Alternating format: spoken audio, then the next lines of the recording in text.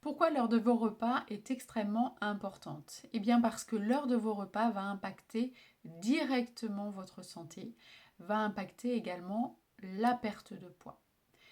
Effectivement, quand vous consommez un aliment, en fonction de l'heure à laquelle vous allez le consommer, ça n'aura pas du tout le même impact sur votre organisme, sur votre bien-être, sur votre santé.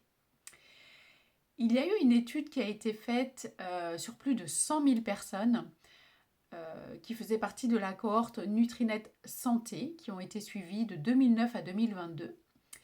Et l'étude portait sur le lien entre les heures à laquelle étaient pris les repas et les maladies cardiovasculaires. Et il en ressort que les personnes qui prenaient leur petit déjeuner après 9 heures du matin et le dîner après 21 heures, eh bien, avaient un risque augmenté de plus de 6% de maladies cardiovasculaires. Et il en résulte donc qu'il est préférable de prendre son petit déjeuner avant 8 heures du matin et de dîner avant 20 heures le soir. C'est un peu le principe de la chrononutrition, c'est-à-dire apporter les aliments en fonction des besoins de l'organisme.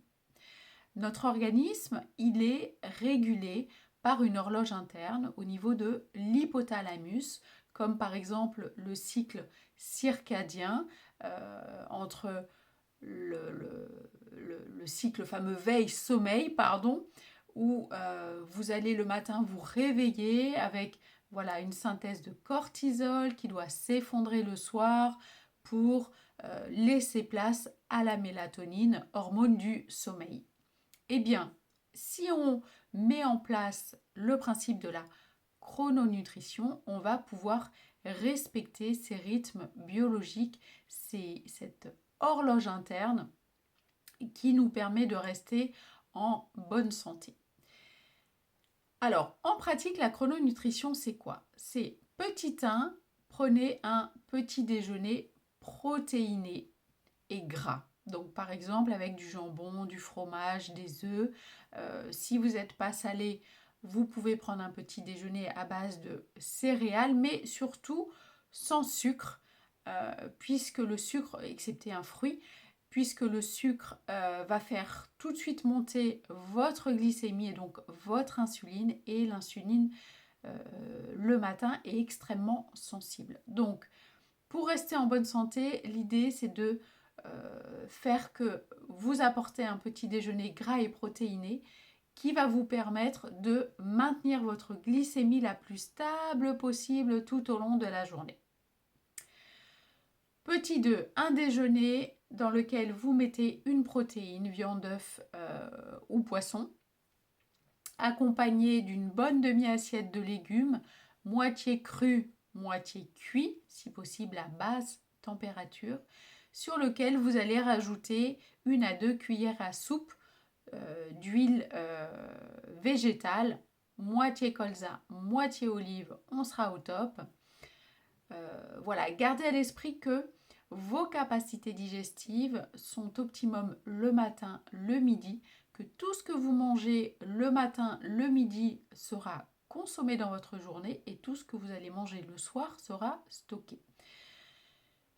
Petit 3, la collation, apporter une collation vers 17 heures avec par exemple une banane, du chocolat noir à plus de 80%, ça va vous apporter ce qu'on appelle du tryptophane. Et donc ce tryptophane va pouvoir monter jusqu'à votre cerveau, passer la barrière hémato-encéphalique, se convertir en sérotonine et ensuite en mélatonine, cette fameuse hormone du sommeil.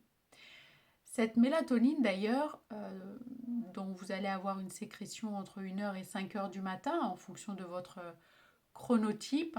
Il y a des lève-tôt, il y a des couches tard, il y a des chronotypes de normaux, si je puis dire.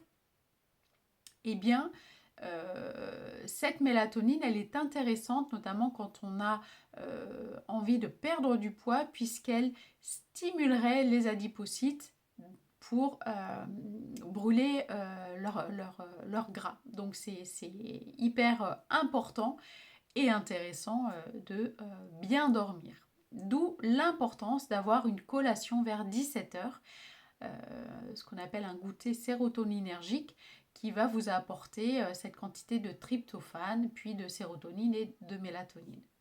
Donc une banane, 2 carrés de chocolat noir, ou bien ça peut être aussi une poignée d'oléagineux avec des amandes, des noix, des noisettes, 2 noix du Brésil, également intéressantes puisque comme ça vous apporte le sélénium en quantité suffisante pour la journée.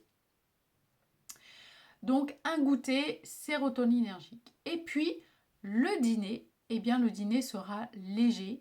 On va faiblement glucidique, donc plutôt voilà, des légumineuses, des pois chiches, des lentilles, peu de glucides pour éviter de faire monter trop l'insuline et pour vous permettre d'avoir un dîner léger qui favorisera l'endormissement, le sommeil et qui permettra aussi à votre système digestif de se mettre un peu au repos puisque de toute façon en fin de journée on a moins de capacité digestive. Donc une soupe légère, voilà, un dîner vraiment léger, pas de protéines animales le soir ou vraiment une tranche de jambon, une protéine très légère, une soupe, voilà, des choses légères à digérer pour le soir.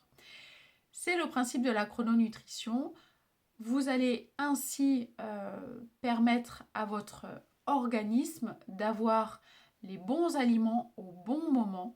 Ça va vous permettre de rester en forme, en bonne santé et ça vous permettra également de perdre du poids si vous avez du poids à perdre. Je vous dis à très vite pour une prochaine vidéo.